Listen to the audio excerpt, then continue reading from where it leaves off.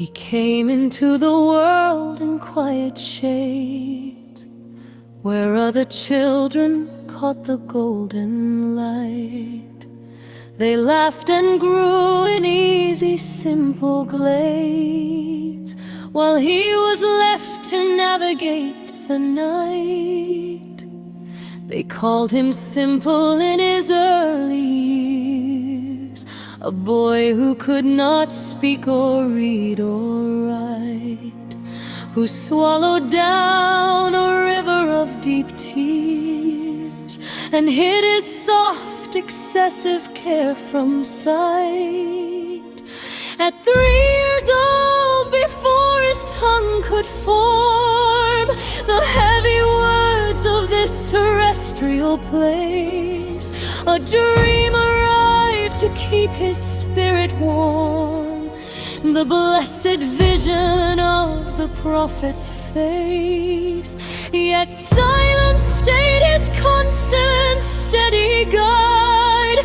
He nodded, laughed, and tried so hard to be, but everything he did was pushed aside, an incorrect and awkward asymmetry.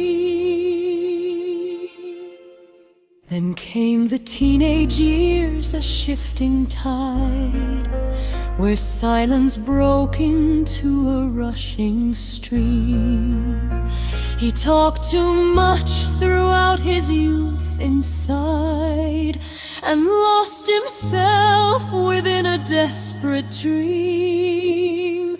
His endless words poured out to find a place just made him look an even bigger fool, as he fought hard to match the worldly pace and bent his spirit to a heavy rule, to fit within a world of shifting sand. He wore a mask and copied what he saw. He fought to play it safe in every land, and tried to live by every human law. But wearing masks brought nothing but despair, a deeper trap that left him out of grace. Each heavy shield he manufactured there just drew a veil across his inner grace. The negative crept in where light had been, as heavy hands of those he loved took hold, and broke the fragile peace he held within, leaving him stranded in the bitter cold. Yet every trial that brought him to his knees, and every grief that remolded his chest, was but a turning of the high decrees, an extreme lesson from the very best. For Allah took the broken, scattered parts and softened them like clay within the fire, to grant him sight above all other hearts, to pull him from the dirt of low desire.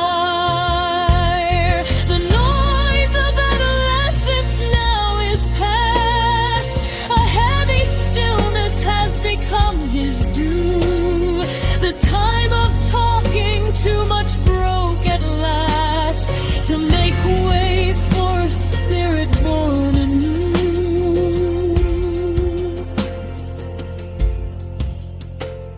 Now wise and deep at 27 years, he reads the room, the motive, and the soul.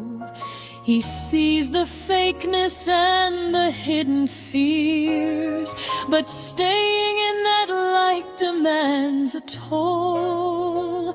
So he acts silly, immature, and slight. He plays the fool, he wears a dim disguise, because he fears the brilliance of his light. intimidate or spear their human eyes. They judge him by the chapters written past.